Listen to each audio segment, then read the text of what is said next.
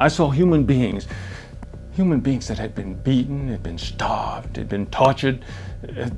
They'd been denied everything. The roar of war echoed across Europe, a relentless wave of destruction that consumed everything in its path. Under the iron grip of the Nazi regime, fear and oppression spread like a dark cloud. As the world grappled with the horrors of conflict, a sinister aspect of the Nazis' cruelty emerged from the shadows. How did the Nazis manage to inflict even more suffering on their victims? What drove them to turn concentration camps into arenas of grotesque entertainment?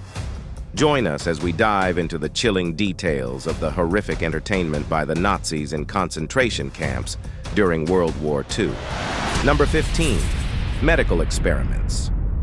During World War II, Nazi Germany launched a ruthless campaign to cleanse their society of people they deemed threats to the nation's health. The Nazis enlisted doctors and experts in genetics, psychiatry, and anthropology to create racial health policies. These policies began with the mass sterilization of many individuals in hospitals and institutions and culminated in the near annihilation of European Jews.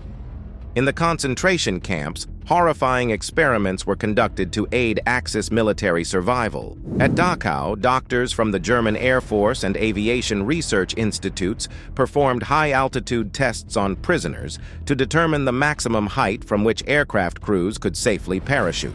Scientists also conducted freezing experiments on prisoners, exposing them naked to below-freezing temperatures for hours to find treatments for hypothermia.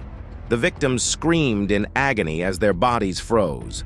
Other experiments were designed to develop and test drugs and treatments for injuries and illnesses that German soldiers and personnel encountered in the field.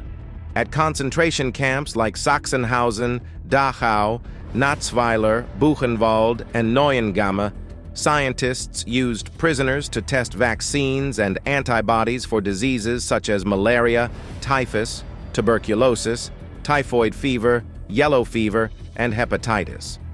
Doctors at Ravensbrück experimented with bone grafting and tested new sulfa drugs. Meanwhile, at Natzweiler and Sachsenhausen, prisoners were exposed to poisonous gases like phosgene and mustard gas to find possible antidotes. Other medical experiments conducted under the Nazi regime were designed to reinforce their racial and ideological beliefs. Among the most notorious were Joseph Mengelé's experiments on twins of all ages at Auschwitz. Mengelé's research extended to Roma and was similar to the studies led by Werner Fischer at Sachsenhausen, where the goal was to understand how different racial groups reacted to diseases. At Strasbourg University, August Hirt aimed to prove the so-called inferiority of Jewish people. In addition, the Nazis carried out brutal experiments to further their racial agenda, including numerous sterilization tests, mainly at Auschwitz and Ravensbrück. Scientists experimented with various techniques to find a cheap and efficient method for mass sterilization of Jews, Roma, and other groups deemed undesirable by the Nazi regime. Number 14. Forced labor. During World War II, the use of slave and forced labor in Nazi Germany, known in German as Zwangsarbeit, and across German-occupied Europe was on an enormous scale, never seen before. Hitler's idea of Lebensraum, or living space, was all about taking over land in the East, a plan known as General Plan Ost. The goal was to use these lands to get cheap goods and labor for Germany. Even before the war started, the Nazis were already using slave labor. This began with the early labor camps for people they deemed unreliable, including homosexuals, criminals, political dissenters, communists, Jews, the homeless, and anyone they wanted to get rid of. During the war, the Nazis set up different types of labor camps for various groups of prisoners. Those held in these camps were forced to work extremely hard, often until they died from starvation or exhaustion. The conditions were brutal, and many were killed if they couldn't keep up with the grueling work.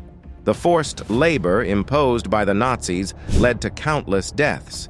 The German war machine heavily relied on forced labor from civilians who were forcibly taken from occupied countries. These individuals were used for a variety of tasks, including working in the German war industry, repairing bombed railroads and bridges, and working on farms. In the 1930s and 1940s, much of the work was done by hand, like digging, handling materials, or operating machinery, because modern machines that we use today were not yet in place. As the war went on, the demand for slave labor skyrocketed. Prisoners of war and civilians deemed undesirable by the Nazis were brought in from occupied regions. Millions of Jews, Slavs, and other conquered peoples were forced to work for German companies such as Bosch, Henschel, Junkers, Messerschmitt, Siemens, and Volkswagen. Even foreign companies with German subsidiaries like Fordwerke, a branch of Ford Motor Company, were involved. When the war began, these foreign subsidiaries were seized by the Nazi government, and working conditions worsened across the board. By the end of the war, around 12 million forced laborers, mostly from Eastern Europe, were working in Germany. The need for labor was so intense that even children were kidnapped and forced into work through an operation known as the WWII action. Over 2,000 German companies, including major ones like Deutsche Bank and Siemens, profited from this forced labor during the Nazi era. Number 13. The Roman Holocaust. During the war, the Roma in Germany faced similar atrocities as the Jewish population. In Germany and Nazi-occupied territories like Poland, the Roma were rounded up by soldiers and their collaborators and forced into ghettos. Within these ghettos, heartbreaking decisions were often left to internal Jewish councils, known as the Judenrat. The Nazis forced these councils to decide who would be deported to death camps, creating a situation of profound despair. To try and protect those they were close to, the Judenrat often chose those considered outsiders, which included many Roma. As a result, the Roma were frequently among the first to be sent to the camps. In these camps, the fate of the Roma mirrored that of the Jews. The Nazis aimed for their complete extermination through starvation, gas chambers, and forced labor. At Auschwitz, the largest Nazi death camp, there was a special section for the Roma called the Zigeuner Familienlager, or Gypsy Family Camp. Tragically, the entire population of this camp was murdered in a single day in 1944. An estimated 23,000 Roma were imprisoned at Auschwitz, and by the war's end, 21,000 had been killed. Overall, the Nazis murdered between 220,000 and 500,000 Roma during the Holocaust. This devastating loss amounted to about half of the Roma population in Eastern Europe and a quarter of the Roma population across Europe. The Roma also endured forced displacement, cruel scientific experiments, and the destruction of their livelihoods. Despite the end of the war, recognition of their suffering lagged behind that of the Jewish Holocaust. During the Nuremberg trials, no Roma witnesses were called to testify, and scholarly work on their experiences remained minimal for many years. From the 1950s to the 1980s, some scholars highlighted the lack of research on the Roma Holocaust. Interest grew in the 1990s alongside a broader focus on Holocaust studies. Yet the Roma story was still often overlooked. Today, there is a greater effort to include the Roma in Holocaust discussions. Since the German government officially recognized the Roma Holocaust in 1982, more countries have begun to acknowledge the persecution of the Roma. While progress has been slow, awareness and recognition of the Roma's suffering during the Holocaust continue to increase. Number 12. The Nazi Triangle System. The primary targets of the Nazi Holocaust were Jews, so most of the victims in the extermination camps were Jewish. However, other people from different backgrounds were also imprisoned in the many forced labor and concentration camps that didn't have gas chambers. To easily identify and segregate prisoners, each person had to wear a colored triangle on their jacket. This system helped guards and officials quickly determine a person's background and often pit different groups against each other. Political prisoners like communists, socialists, and trade unionists wore red triangles. Those labeled as asocial or unproductive by the Nazis wore black triangles. Jehovah's Witnesses had purple triangles, and gay men or those imprisoned for homosexuality were marked with pink triangles. The Nazis and their allies showed no mercy to anyone, whether Jewish or non-Jewish, including women and children, during their mass murder campaigns. Their goal was the complete destruction of all Jews, regardless of age or gender. Number 11. Persecution of black people. When Adolf Hitler and the Nazis came to power in 1933, there were a few thousand black people living in Germany. The Nazis were deeply prejudiced against them, believing that black people were racially inferior. During this dark period, the Nazi regime imposed harsh racial laws and policies that severely restricted the opportunities for black people in Germany. They faced severe mistreatment, including harassment, imprisonment, forced sterilizations, and even death. The Nazis targeted black people not just because of their race, but also for political reasons. For instance, Hilarius Larry Gilges, a black German dancer and communist from Dusseldorf, was murdered by the Nazis. His body was left in the street as a chilling warning to others. Gilges's murder happened early in the Nazi regime's rule, a time when they were aggressively trying to eliminate the German communist movement. Nazi racial beliefs were deeply embedded in every aspect of German life, influencing many Germans to act on their prejudices. This widespread discrimination made it increasingly difficult for black people to find and keep jobs. Colleagues and employers were often unwilling to work with those who stood out because of their skin color, leading to frequent firings, evictions, and extreme poverty. Many black people remember this period as one filled with hatred, where strangers spat on them and hurled racial slurs without fear of repercussions. Reflecting on these painful memories is crucial so that we understand the depth of the cruelty faced and ensure that such horrors are never repeated. Number 10. Dehumanizing tattooing. During World War II, the Nazis used tattoos as more than just gruesome war trophies. They turned them into a tool for dehumanization and control. Starting in May 1940, prisoners deemed fit for labor at Auschwitz concentration camp were assigned numbers. Those sent directly to the gas chambers were not registered and didn't receive these numbers. Initially, these numbers were sewn onto their uniforms. However, as the death toll rose and prisoners lost their clothes, this method of identification became impractical. By the autumn of 1941, the Nazis began tattooing these numbers onto prisoners' left forearms at Auschwitz. Over 400,000 individuals were tattooed in this way.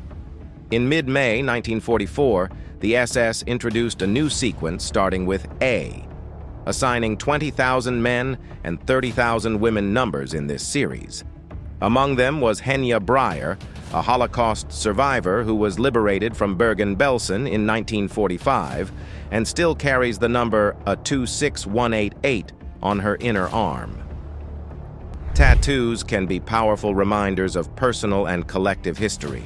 For those like Henya, these marks symbolize their suffering and survival. For some survivors, these tattoos were painful reminders of trauma and were removed after the war.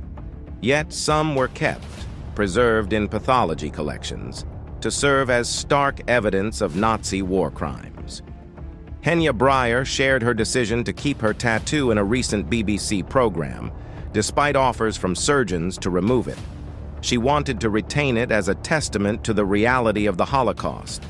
As she put it, "When people say it didn't happen, I want to show them it did. Many still don't understand what this number means. I keep it as a witness to show that it really happened." Number 9. Abuse and murder of children. During the Holocaust, children faced extreme danger. The Nazis targeted children from groups they deemed unwanted or dangerous, either as part of their racial war or as a preemptive measure. Children were executed by Germans and their allies for ideological reasons or in retaliation for partisan attacks. Approximately 1.5 million Jewish children, tens of thousands of Romani children, 5,000 to 7,000 German children with disabilities, and many Polish children and children in the German-occupied Soviet Union were murdered by Nazi Germany and its collaborators. Jewish and non-Jewish teens had a slightly better chance of survival because they could be forced into labor. Some children were killed immediately upon arrival at killing centers, while older ones were put to work. In the ghettos, Jewish children perished from hunger, disease, and lack of proper clothing and shelter. The German authorities paid no attention to the alarming death rates. They considered the young ghetto children as useless eaters, since they couldn't work. Because they were too young for forced labor, children, along with the elderly, sick, and disabled, were often the first to be deported to killing centers or executed in mass graves. Number 8. Mandated abortions and infanticide. The experience for pregnant women in Nazi concentration camps was even more harrowing than what we usually hear about the Nazi genocide. They endured grueling labor, extreme hunger, cruel medical experiments, and severe punishment. Pregnant women faced unique horrors. Not only did they have to worry about their own health, but they also had the added stress of ensuring the survival of their unborn child. This meant that the dangers of disease, starvation, and lack of medical care could easily lead to stillbirths or miscarriages. Additionally, being women, they were more vulnerable to assaults and abuses that male prisoners did not face. Nazi doctors subjected pregnant women to brutal experiments to observe how starvation and malnutrition affected pregnancy. Tragically, these experiments often resulted in the deaths of both the mothers and their babies. While very few women gave birth at Auschwitz, those who did had a grim fate, with most of the births ending in stillbirths or miscarriages. The most devastating outcome was if a baby survived the birth, only to face a brutal existence. Pregnant women who were sent to concentration camps or even to transition camps faced unimaginable horrors. The dire conditions in these camps, marked by poor sanitation and inadequate food, greatly increased the risk of miscarriage. Women's menstrual cycles were also affected by the unhealthy environment, leading to a condition known as amenorrhea, where menstruation stops. This posed a terrifying dilemma. Were they pregnant, which could mean death, or were they infertile, doomed to never have children if they managed to survive the Nazis' brutality? SS commanders kept a tight watch on everyone in the camps, wanting to control them with precise, almost mechanical efficiency. This included strict orders that any pregnancies must be reported, and women were often forced to have abortions. Tragically, this led to extreme measures. Pregnant women in the camps had only two choices: submit to the Nazis' mandated abortions or seek a secret abortion through fellow prisoners, and attempt to save their lives amidst desperate circumstances. Forced abortions became a grim reality in ghettos, transition camps, and concentration camps, with doctors under SS orders to perform these procedures if they discovered a pregnant Jewish woman. By 1943, many transition camps made forced abortions mandatory, and any woman who gave birth in secret was sent to death camps. In one of the darkest aspects of camp life, there was the horrific practice of forced sexual relations. In a world where Jewish people were dehumanized and forbidden from having relationships with German citizens, women in the camps, regardless of their ethnicity, faced the constant threat of sexual assault and rape by SS guards. Jewish women, in particular, were targeted due to their persecution. The Nazis' actions were a vile expression of their twisted ideology, meant to demean and violate those they deemed inferior. The term Rassenschande, or racial shame, was a grotesque attempt by the Nazis to justify their inhumane actions. Thus, SS guards often forced themselves on Jewish female prisoners, leading to unwanted pregnancies. Yet, such pregnancies were strictly forbidden and would often result in death sentences for the expectant mothers. While pregnant women faced tremendous pressure to have abortions, they weren't always forced to comply. However, refusing could lead to severe consequences, such as being sent to a different death camp or being executed where they were. It was not unusual for a pregnant prisoner to be executed as a way to scare other women into avoiding pregnancy. At Ravensbrück concentration camp, Heinrich Himmler used corporal punishment to humiliate and punish, making sure it was a public spectacle. Pregnant women faced particularly harsh treatment, including public whippings. These whippings were overseen by camp doctors, who were ordered not to provide any medical help to those being punished. One notorious figure in this cruelty was Anneliese Kohlmann, an SS guard at the Neugraben subcamp, known for her brutal beatings and whippings of pregnant women. Number 7. Exploitation of physical skill. Concentration and extermination camps were like small, oppressive societies marked by extreme inequality. The SS officers held absolute power over the captives. Many prisoners were either killed immediately or perished from starvation and harsh conditions. In contrast, those who were considered privileged enjoyed relatively better living conditions. One striking example of the SS's control was their use of prisoners with boxing skills. They put these individuals to work in boxing training and tournaments. This reflects the SS's own emphasis on physical discipline, a reflection of the strict order imposed on German society through sports by the regime. In these camps, the prisoners' bodies were exploited for both ideological and entertainment purposes. Boxing, in particular, offered a unique way to explore the camp's social dynamics. For some, boxing was just a pastime or a way to show off power. For others, it was a means to earn a little money or, in the worst cases, a form of torture. A few prisoners even saw it as a chance to improve their situation. Boxing highlighted the deep connections between physical control, survival, and endurance within the camps. It showcased how the control of bodies and the will to survive were intertwined in this grim environment. Number 6. The gas chamber horror. When the trains carrying deportees arrived at the killing facilities, guards would direct everyone to get off and form a line. The victims then faced a harsh selection process. Men were separated from women and children, and an SS officer, often a doctor, quickly checked each person's health and strength to decide if they were fit for forced labor. The officer would then gesture left or right, signaling a choice that the victims couldn't understand, whether they would live or die. Those selected to die were pushed into gas vans or gas chambers. To keep the victims calm, the guards told them they were going to take showers to remove lice. They were instructed to hand over their belongings and undress before being driven naked into the showers. Once inside, a guard locked the doors behind them. In some facilities, carbon monoxide was pumped into the chamber, while others used Zyklon B, a deadly insecticide also used to kill pests.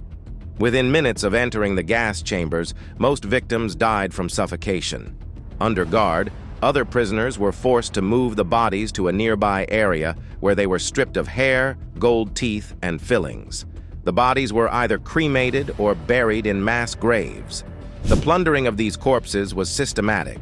Camp guards seized some gold, while the rest was melted down and deposited into an SS bank account. Private companies bought the hair and used it to make various items like ship rope and mattresses. Now it's time for today's subscriber pick.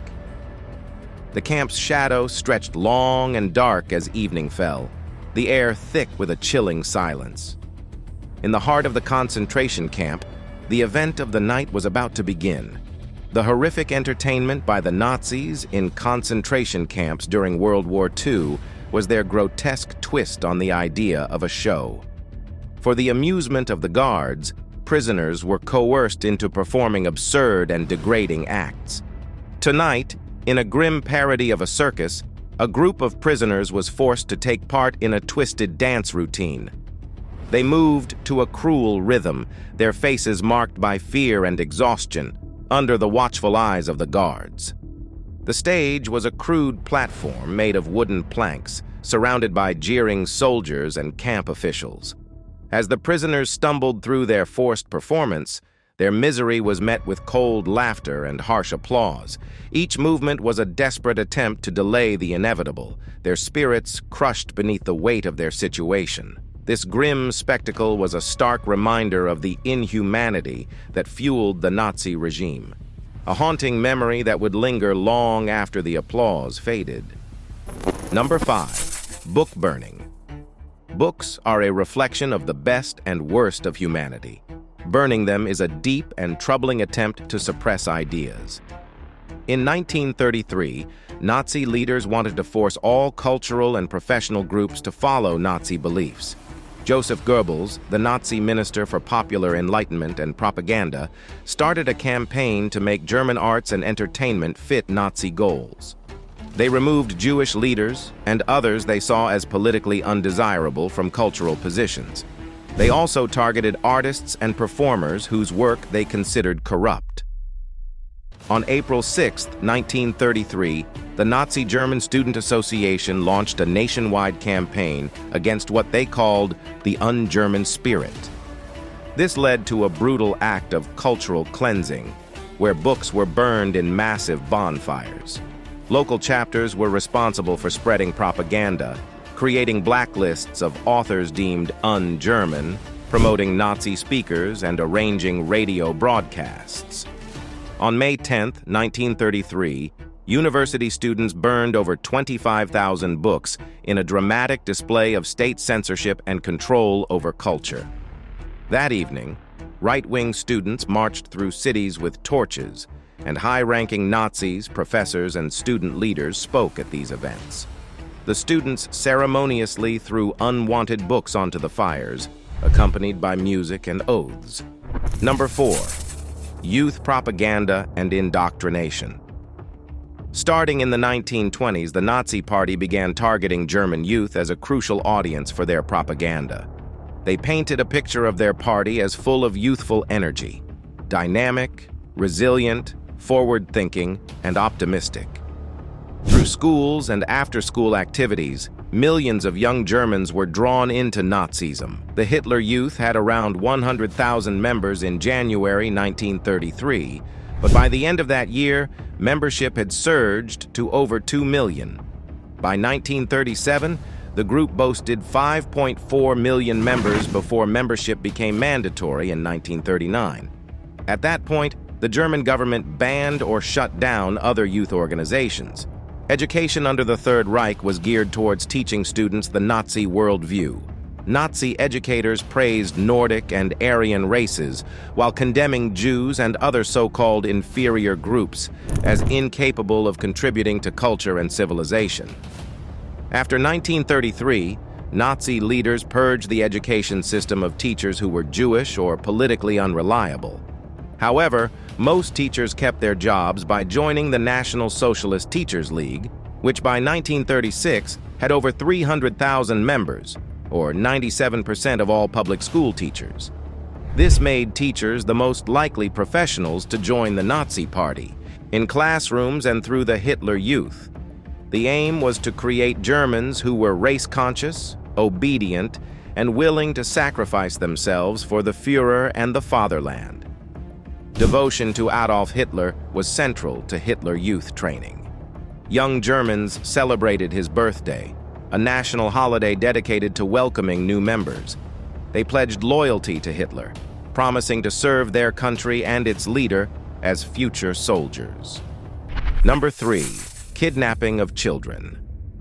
During World War II, around 200,000 Polish children, along with many others from different backgrounds, were taken from their homes and sent to Nazi Germany. They were forced into hard labor, subjected to cruel medical experiments, or made to adopt German customs and culture. The Nazis aimed to find children with what they considered Aryan traits, believing these kids were the descendants of Germans who had moved to Poland. Those deemed racially valuable were taken to special centers, where they were forced to integrate into German families and attend SS-run schools. The journey to these centers was brutal. Many children went without food or water for days, leading to deaths from suffocation in the summer heat or cold in the winter. Polish railway workers, at great personal risk, tried to help by sneaking in food or warm clothing. Sometimes German guards could be bribed with jewelry or gold to let these supplies through. In Bydgoszcz and Gdynia, Polish people even bought children for 40 Reichsmarks, while in some places, the price was as low as 25 zlotys. These kidnappings were often carried out after the children's parents had been killed in concentration camps or executed as partisans. And even children from Lidis were not spared. The Nazis would not allow the children to stay with any surviving relatives. Some were children of German soldiers and foreign mothers, while others were German orphans who had been raised by non-German families. Orphanages and foster homes were among the first places targeted, as the Nazis believed Poles were deliberately raising German children as their own. Later, the children were sent to special centers or education camps, where their racial worth was assessed. Their original birth records were destroyed, their Polish names were replaced with German ones, and those considered of little value were sent to Auschwitz or Treblinka.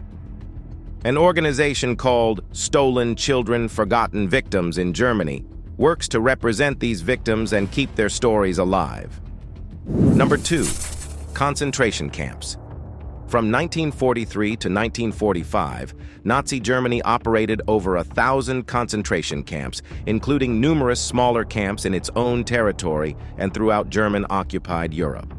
The very first camps were set up in March 1933, shortly after Adolf Hitler became Chancellor of Germany. Initially, the camps were run by the Nazi Party's own SS organization after a major purge in 1934, with the Concentration Camps Inspectorate and later the SS Main Economic and Administrative Office taking over management.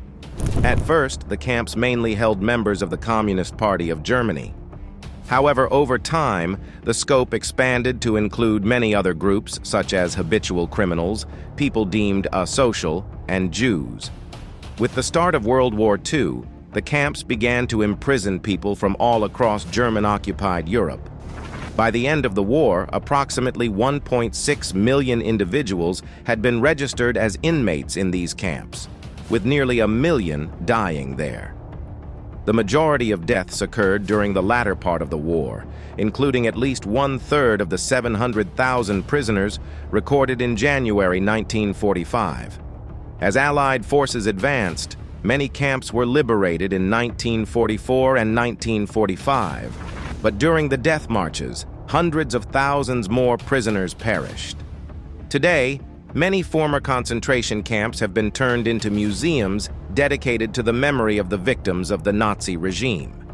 The system of Nazi concentration camps remains a powerful symbol of brutality and inhumanity in global history. Number 1. Propaganda on screen. The Nazis made extensive use of movies throughout their reign.